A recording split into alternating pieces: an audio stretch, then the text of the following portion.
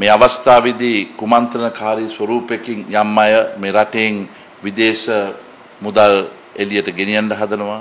නැතහොත් මේ රටේ තියෙන දේවල්ට වැරදි මත අදහස් ඉදිරිපත් කරනවා. හරි කොටස් වෙළඳ පොලේ යම් ප්‍රශ්න ඇති කරන්න හදනවා කියලා ඒ වගේ දේවල් ඇති වුණොත් ජනාධිපති අගමැති ඇතුළු අපේ ආණ්ඩුව බොහොම දැඩිව ක්‍රියාත්මක කරන්න වේවි කියන එක මම මතක් කරනවා. මේ තියෙන සංචිත නොවි මේ රටේ සැබෑ තිබෙන්නේ. මම හිතන්නේ ආණ්ඩුව තුලින් මේවා හෙළිදරව් කරලා ජනතාව ඉදිරියේ මොන වගේ බංකොලොත් භාවයක තියෙන රටක් මෛත්‍රීපාල සිරිසේන ජනාධිපතිටත් රනිල් වික්‍රමසිංහ අගමැතිතුමාට බාර දීලා තියෙන එක අපිට පෙන්වන්න ආවේ. ඉතින් මේ අවස්ථාවේ මාධ්‍යයෙන් ඉල්ලන්නේ කරුණාකරලා නිවැරදි දේවල් ප්‍රවෘත්ති තුලින් ඉදිරිපත් කරන්න. මොකද මේ අවස්ථාව ආර්ථිකයේ යම් ප්‍රශ්න ඇති නොවන විදිහට කටයුතු කරන්න අවශ්‍යයි. ඉතින් අපි වගකීමකින් බාර අරන් තියෙන ආණ්ඩුවක් වශයෙන් ඔබ සියලු දෙනාම කාරුණික ඉල්ලීමක් කරනවා. මෙවැනි දේවල් පතුරවන්නට පෙර අපේ ජනාධිපති හරි අගමැති හරි පත් වෙන ආණ්ඩුව තුලින් ඒවා තොරතුරු විමර්ශනයට ලක් කරලා ප්‍රසිද්ධ කරන්න.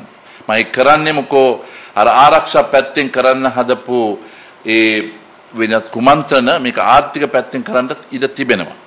මෙතනින් එක්කෙනෙක් දෙන්නෙක් තමාගේ තනතුරින් අස් වෙලා ගියා කියන එකෙන් ප්‍රශ්නේ විසඳෙන්නේ නැහැ. ඒකේ ප්‍රශ්නේ කොහොමද ඇතුනේ කියන එකත් හෙළිදරව් කරන්න අවශ්‍යයි. නමුත් අපේ කාර්යභාරයේ සැබෑ තත්ත්වය ඔබ සියලු දෙනාට ඉදිරිපත් කළ දෙන්න. අපේ ආණ්ඩුව ඉදිරිපත් කළා තියෙනවා මේ සුමාන දෙක තුලින් අයවැය පාර්ලිමේන්තුව ඉදිරිපත් කරලා ඒ භාණ්ඩ 10ක භාණ්ඩවල මිල ජනතාවට බර අඩු කරන්න පුළුවන් විදිහකට ලබලා දී. ඒ වගේම රජයේ සේවකයන් පඩි වැඩි කිරීමත් ඒ දවස් 100 තියෙන දේවල් අපේ විමර්ශනය ලක් කරන්න එපා. අපි ඒව සියලු දේම ක්‍රියාත්මක කරන්න බැඳී සිටින පුද්ගලයා. ගරුතර ස්වාමීන් වහන්සේ කිව්වා වගේ දැම්ම තොරතුරු ගලාගෙන එනවා. නමුත් අපිත් වගකීමක් තියෙන ආණ්ඩුවක් වශයෙන් නිකන් කතා කිරීම නෙවෙයි අවශ්‍ය වන්නේ. ඒ තොරතුරු සහිතව මොකෝ අපේ විපක්ෂ සිටින අපට චරිත ඝාතන කිරීම මට්ටමට අපිට අවශ්‍ය නැහැ ආණ්ඩුවට කරන්න. මොකෝ සැබෑ මට්ටමේ ඒගොල්ලෝ කළා තියෙන නිසා. ඒව හෙළිදරව් කරාට පස්සේ ඔබතුන්ට අහන්න ඕන තරම් ප්‍රශ්න තිබෙවි. මේ මාස දෙක තුල ආණ්ඩුවේ සියලුම ආයතනවල එකම දේ තමයි මේ හිටපු ජනාධිපතිගේ පෝස්ටර් ගහන්නේ කටවුට් ගහන්නේ රථවාහන පාවිච්චි කරන එකයි. ඒ සල්ලි ගම් වතුර 7-5 දෙන්න බැරි ආණ්ඩුවක්. හැම ලයිට් කරුවකටම බිල් බෝඩ් ගහන්න පුළුවන් වුණා. ඉතින් මේව තමයි අපිට නිවැරදිව ජනතාවට මේ ලැබිලා තියෙන වරම තුලින් ඒ සියලු ජනතාවට ලබා දෙන්න තියෙන අවශ්‍යතාවය. ඒක අපි දන්න ආණ්ඩුවක් වශයෙන් අපි කටයුතු කරගෙන යනවා. ඒ සියලු නිලධාරීන්ගේ නම් අපි දන්නවා RDA කරා මේ පෝස්ටර් ගහපු කට්ටිය. ඒගොල්ලන්ගේ නම් ඔක්කොම අපිට දෙනවා. ඒගොල්ලන්ට විශ්‍රාම යන කාල පරිච්ඡේදය දීර්ඝ කළා. කරපු හැම විධායක ඉංජිනේරුවටම බාර දුන පෝස්ටර් 60000ක් ගන්න. මම අවුරුදු 15ක් විධායක නිලධාරියෙක් විදිහට වෛද්‍යවරයෙක් විදිහට මේ ආණ්ඩුවේ හිටියා. ජීවිතේට අපි යාලා නැහැ අපේ ශ්‍රේණිය වල මිනිස්සුන්ට පෝස්ටර් ගහන්න දුන්නේ. RDA. ඒකට තමුන්නාසලා දැක්ක සමාජ විප්ලවය හරහා RDA එකේ යුනිෆෝම් එක ගහලා පෝස්ටර් ගහන කට්ටිය. ඒගොල්ලෝ උත්තර දෙන්නේ. මේ වගේ මහා කාලකන්ණි විදිහට රාජ්‍ය සේවය විනාශ කළා. රජයේ මුදල් කෝටි ප්‍රකෝටි ගණක් වැය කරා මේ රජ මේකට. මේ ඔක්කොම කළා තමයි ලැජ්ජ නැතුව කියන්නේ මේක පරාජයක් නෙවෙයි කියලා. මේක හෙට ඡන්දයක් තියුණා තමුන්නාදලා බලාගත හැකි අපේ බේර ගන්න ආසම. මම පැහැදිලිව කියනවා. අපිට බාධා කරොත් එimhe අපි යනවා හදිසි මැතිවරණයකට බලාගත හැකි ආසන කීයක් දිනාගත හැකි. විශේෂ දේවල් මම කොටස් වෙළඳ පොළ ගැන කතා කරේ. මොකද 195ක් තිබෙන්නේ 104-5 දෙනෙක්ගේ අතේ. ඉතින් කරුණාකරලා එයාට වගකීමකින් කියන්න. ප්‍රශ්න ඇති කරන්න බැලුවොත් අපේ මෛත්‍රීපාල සිරිසේනත් රනිල් වික්‍රමසිංහ ආණ්ඩුව තුලින් බොහොම දරුණුවෙන් ක්‍රියාත්මක කරන්න අපි බැඳී සිටිනවා. මොකද අපිට අවශ්‍ය නායකයෝ ගණනාවක් මෙතෙන් සිටියා. 120 30 40 ගෙවන්න අවශ්‍ය නැහැ 7-5ක් ගෙවන්න අවශ්‍ය නැති පිරිසුදු පාලනයක් තමයි බිහි වෙලා තිබෙන්නේ. ඉතින් මෙතන කිසිම බයක් නැතුව රටට ඔබින මට්ටමට ඒ ආයෝජක ගෙන්නගෙන රටේ ජනතාවට ඒ සියලුම 100%ම සාර්වත්භාවය ලබා ගන්න පුළුවන් ආයෝජක ප්‍රතිපත්තියක් මුදල් පරිපාලනය තමයි ගෙනියන්න හදත් කරන්නේ. අනිත් එක ඔබතුමා අග්‍රවිනිශ්චයකාරවරයා ගැන ඇහුවා. දැන් එදා රනිල් වික්‍රමසිංහ මහත්මයාට සාකච්ඡාවට ගියා ජනාධිපතිතුමාත් එක්ක. ජනාධිපතිවරයාත් එක්ක හිටියේ කවුද? වාඩි වෙලා සහෝදරයෝ දෙන්නයි. ආරක්ෂක ලේකම් මාත්‍ය කටයුතු අමාත්‍ය. ඉතුරු එක්කෙනා කවුද? අග්‍රවිනිශ්චයකාරවරයා. අග්‍රවිනිශ්චයකාරවරයා මොකටද හිතෙන්ට නඩුවක් අහන්නේ? එයාත් වාඩි වෙලා ඉන්නවා. එයා යනවා කිරිබත්තු යන්න. අග්‍රවිනිශ්චයකාරවරයා. හොඳේ? ජනාධිපතිගේ ගෙදර. ඉතින් මේ වගේ මේ එතකොට නීති ආධිපත්‍යයක් තියෙනවද ලංකාව? අනිත් එක ජනාධිපතිවරයා කතා කරේ කාගේ ආරක්ෂාවද? රටේ තමන්ගේ පාර්ශ්විකයෝද?